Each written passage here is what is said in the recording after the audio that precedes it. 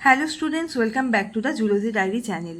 যারা বিদ্যাসাগর ইউনিভার্সিটিতে Yuji 4th ইয়ারে পড়ছো, অর্থাৎ যারা 7th সেমিস্টার এবং 8th সেমিস্টার কন্টিনিউ করছো, যেটা এনইপির নতুন রুলে আছে যে 3rd ইয়ারের পর 4th ইয়ার, তো তাদের সিলেবাসটা নিয়ে আমি পরবর্তী একটা ভিডিওতে আলোচনা করে দেবো। আজকে মোটামুটি তোমাদের একটা পেপার আছে, সাইটোজেনেটিক্স অ্যান্ড ইভলিউশনারি প্রসেস। সেই পেপারটা নিয়ে তোমাদের ফার্স্ট আমি স্টার্ট করব। সেই পেপারে তোমাদের ফার্স্ট ইউনিটে যেটা বলা আছে সেটা হচ্ছে পলিটিন ক্রোমোজোম সম্পর্কে তোমাদেরকে পড়তে বলা হয়েছে। তোমরা অনেকেই বলছিলে পড়ানো শুরু করতে, তাই তোমাদেরকে আমি এই ভিডিওটা আপলোড করে দিচ্ছি। বাকি সিলেবাস সম্পর্কিত ভিডিও আমি পরে আপলোড করে দেব। তোমাদের আছে পলিটিন ক্রোমোজোম। এখন এটা সম্পর্কে আমরা জানবো। তো সেটা জানার আগে আমরা জানবো ক্রোমোজোম। আমরা বেসিকটা একটু জেনে নেব।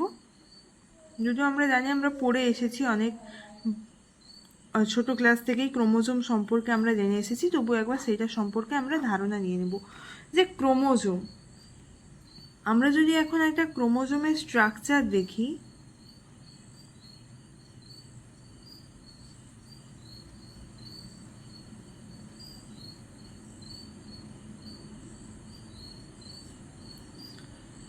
এই যে যদি এটা হচ্ছে একটা ক্রোমোজোম, যদি আমরা দেখি তাহলে এখানে এটাকে আমরা বলে থাকি সেন্ট্রোমিয়ার। এটাকে আমরা শর্ট আর্ম বলি। শর্ট আর্মকে আমরা কি আর্ম বলে জানি? পি আর্ম বা পি বাহু।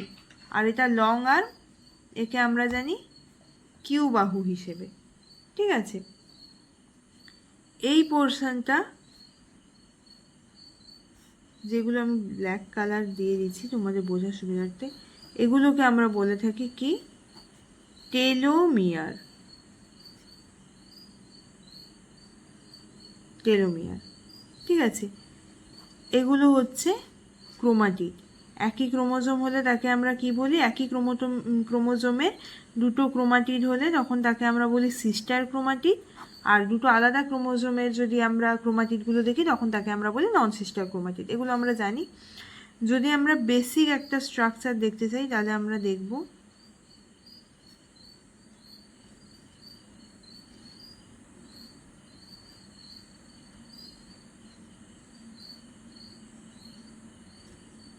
আমি জাস্ট তোমাদেরকে বোঝানোর জন্য জিনিসটা আঁকছি।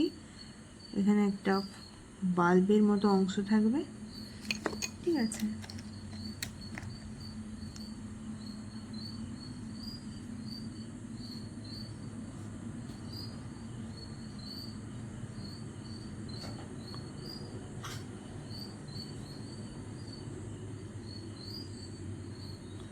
যদি আমরা এটা দেখি তাহলে আমরা এটাকে বলবো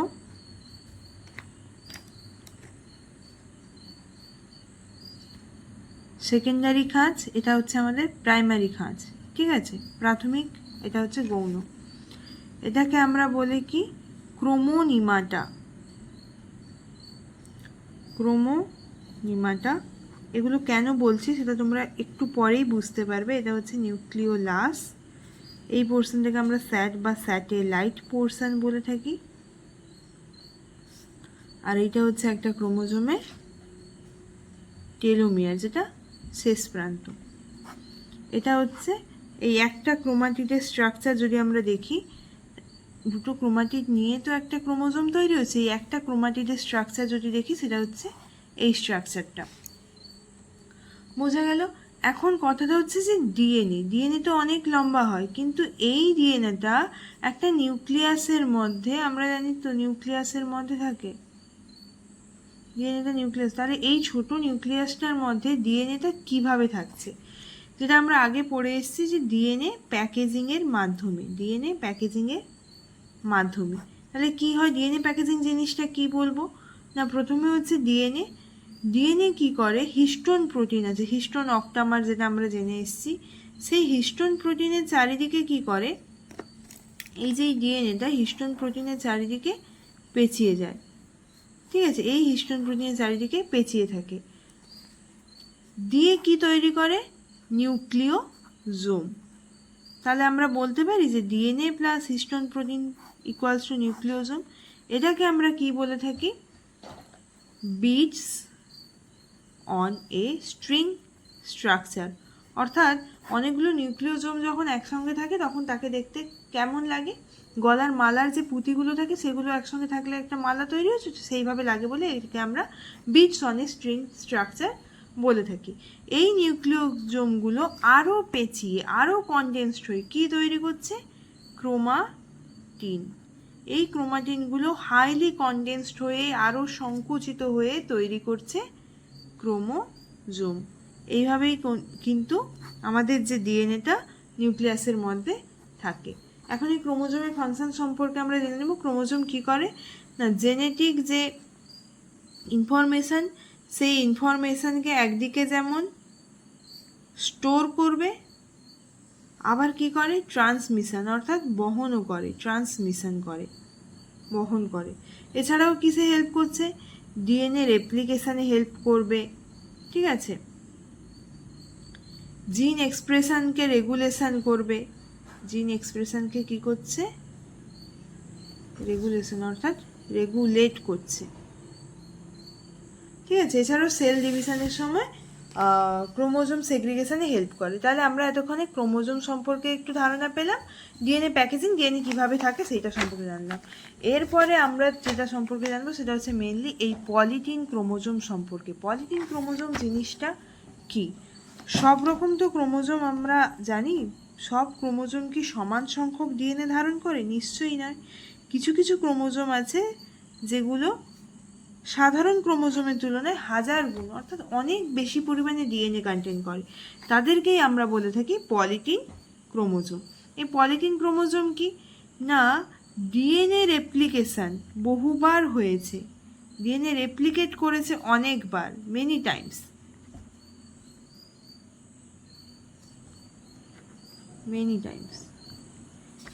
কিন্তু সেল ডিভিশন হয়নি, যার ফলে কি হয়েছে, অনেকগুলো সিস্টার ক্রোমাটিড পাশাপাশি তৈরি হয়েছে, পাশাপাশি থেকে গেছে, সেটাকেই আমরা বলছি পলিটিন ক্রোমোজোম। তাহলে পলিটিন ক্রোমোজোম হচ্ছে সাধারণ ক্রোমোজোমের তুলনায় 1000 গুণ বেশি ডিএনএ কন্টেন করে, অনেকবার ডিএনএ রেপ্লিকেশন হলেও সেল ডিভিশন হয়নি, যে কারণে অনেকগুলো সিস্টার ক্রোমাটিড পাশাপাশি থেকে গিয়ে পলিটিন ক্রোমোজোম তৈরি করে। পলিটিন ক্রোমোজোম কাদের ক্ষেত্রে দেখা যায়? ডিপটেরান্স, যে স্পিসিসগুলো আছে ডিপথেরা বর্গভুক্ত প্রাণীদের ক্ষেত্রে কিন্তু এই পলিটিন ক্রোমোজোমটা দেখতে পাওয়া যায়। যেমন আমরা ড্রসোফিলা মেলানোগ্যাস্টার বলি বা ড্রসোফিলা সিবডোঅবস্কিউরা, ড্রসোফিলা স্পিসিসের ক্ষেত্রে তাদের স্যালাইভারি গ্ল্যান্ডে কিন্তু আমরা এই পলিটিন ক্রোমোজোমটা দেখতে পাবো। এছাড়াও কোথায় কোথায় দেখতে পাবো? ডিপথেরান্স বর্গভুক্ত, অর্থাৎ এই সমস্ত বর্গের যে স্পিসিসগুলো আছে তাদের কোথায় কোথায় দেখতে পাবো? তাদের ম্যালপিজিয়ান টিউবে দেখতে পাবো, তাদের গাদ এপিথেলিয়াল সেলে দেখতে পাবো, তাদের ওভারিয়ান নার্ভ সেলে দেখতে পাবো। পলিটিন ক্রোমোজোমের স্ট্রাকচার মানে ছবিটা যদি দেখি তাহলে কীভাবে হবে?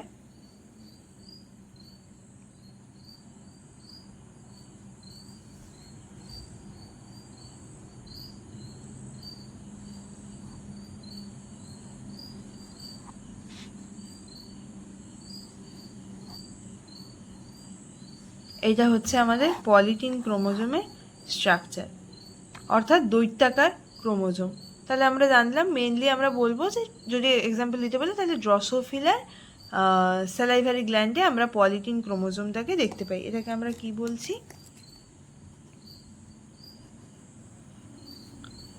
পলিটিন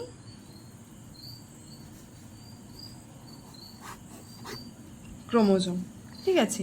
এই পলিটিন ক্রোমোজোমের এবারে সিকোয়েন্স অর্গানাইজেশন সম্পর্কে জেনে নেব, অর্থাৎ কি সিকোয়েন্সে থাকে, সিকোয়েন্স অর্গানাইজেশন। এই পলিটিন ক্রোমোজোমের আমরা কি কি জানবো বলো তো? পলিটিন ক্রোমোজোমের স্ট্রাকচার সম্পর্কে জানবো, পলিটিন ক্রোমোজোমের সিকোয়েন্স অর্গানাইজেশন সম্পর্কে জানবো, যা মেনলি আমাদেরকে এই চ্যাপ্টারে, এই ইউনিটে জানতে হবে। সিকোয়েন্স অর্গানাইজেশন যদি দেখি তাহলে দেখব ড্রসোফিলার ক্ষেত্রে, ড্রসোফিলা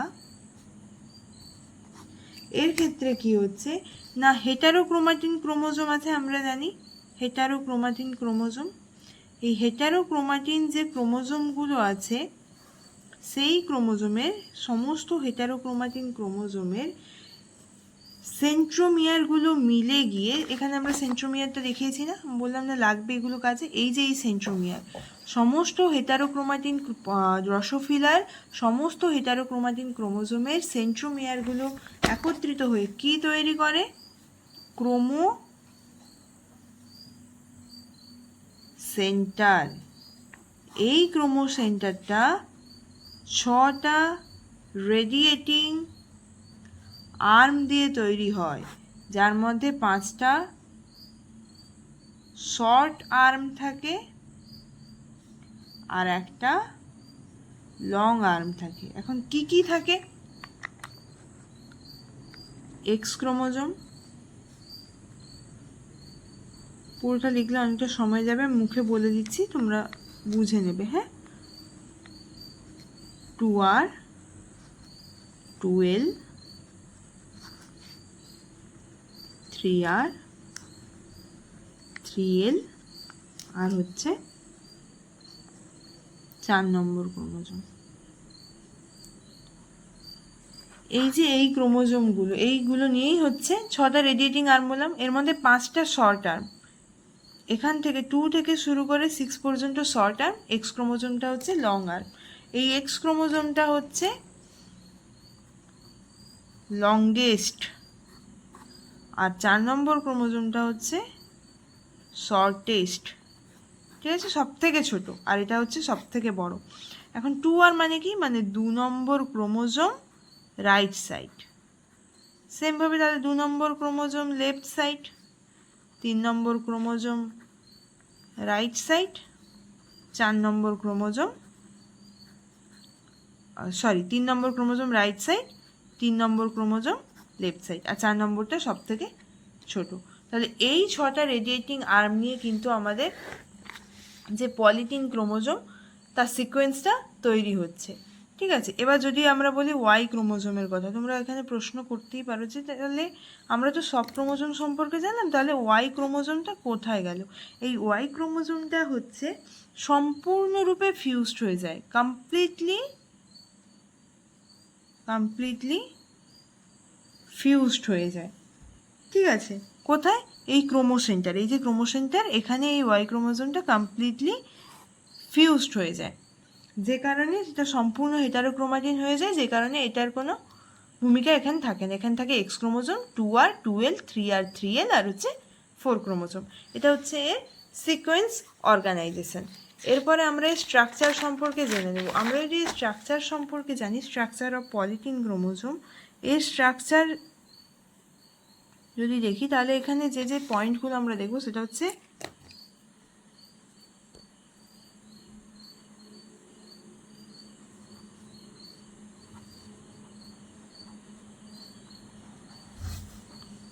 আর হচ্ছে পাফ, এই দুটো গুরুত্বপূর্ণ জিনিস। এবার হচ্ছে ব্যান্ড এবং ইন্টারব্যান্ড জিনিসটা কি? আমরা যদি একটা পলিটিন ক্রোমোজোমকে আন্ডার মাইক্রোস্কোপ অর্থাৎ মাইক্রোস্কোপে দেখি, তাহলে কি দেখতে পাবো? একটা ডার্ক রিজিয়ন দেখতে পাবো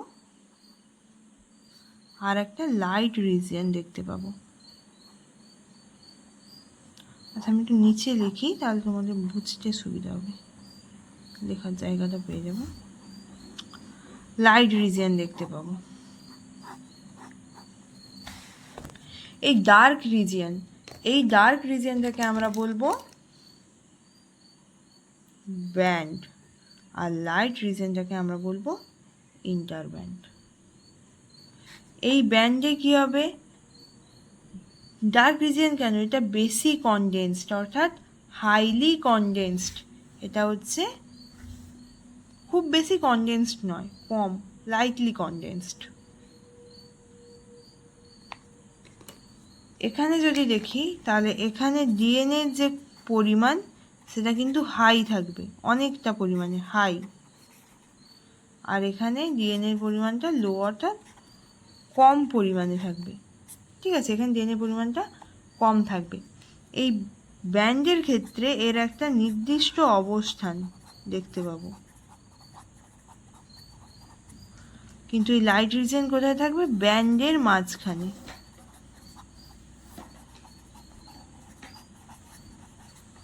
অর্থাৎ কিভাবে,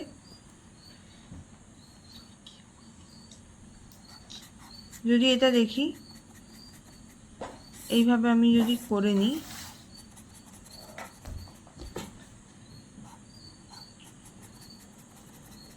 এটা হয়তো ব্ল্যাক কালার দিলে তোমাদের আরও বেশি সুবিধা হতো। যাই হোক, আমি এটা দিয়েই বোঝানোর চেষ্টা করছি। যে পোর্শনগুলো কালার করছি সেগুলো হচ্ছে ডার্ক পোর্শন, কেমন? তাহলে এগুলো যদি আমরা ব্যান্ড বলি তাহলে এগুলো হচ্ছে ইন্টার ব্যান্ড। এটা হচ্ছে লাইট পোর্শনটা হচ্ছে ইন্টার ব্যান্ড, আর এই পোর্শনটা হচ্ছে ব্যান্ড। তাহলে ব্যান্ডের মাঝে মাঝে কিন্তু ইন্টার ব্যান্ড থাকে, আর ব্যান্ডের পজিশানটা কিন্তু নির্দিষ্ট হয়।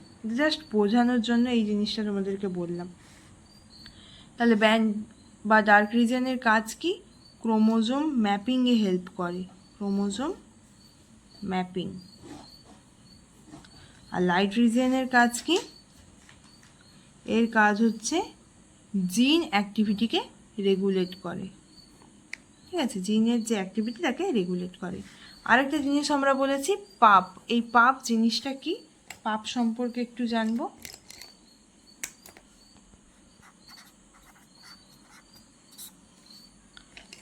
এটা হচ্ছে ট্রান্সক্রিপশনাল অ্যাক্টিভিটি, ঠিক আছে? এটা একটা ফোলা অংশ পাপ, যেখানে কি হয়, এই পাপটা হচ্ছে এক্সপ্যান্ডেড রিজিয়ন অফ ক্রোমোজোম। এখানে কি হয়, ট্রান্সক্রিপশন যে অ্যাক্টিভিটিটা, ঠিক আছে, সেই অ্যাক্টিভিটিটা বেশি পরিমাণে হয়, যার ফলে কি হয়, হাই জিন এক্সপ্রেশন। যত বেশি ট্রান্সক্রিপশনাল অ্যাক্টিভিটি হবে তত বেশি জিন এক্সপ্রেশন দেখতে পাবো। এই অঞ্চলটা কিন্তু ট্রান্সক্রিপশনালি অ্যাক্টিভিটি বেশি দেখায়, যে কারণে বেশি জিন এক্সপ্রেশন দেখতে পাওয়া যায়। এখন যে আরেকটা ছোট্ট জিনিস আমরা যেটা জেনে নেব সেটা হচ্ছে বিজ্ঞানী ব্রিজেস প্রথম করেছিলেন এই যে পলিটিন ক্রোমোজোম ড্রসোফিলা মেলানোগ্যাস্টারের ক্ষেত্রে, ঠিক আছে? আর কে? সাটন, বিজ্ঞানী সাটন করেছিলেন অ্যানোফিলিস মস্কিউটোর ওপর, অ্যানোফিলিস মস্কিউটোর ওপর, ঠিক আছে?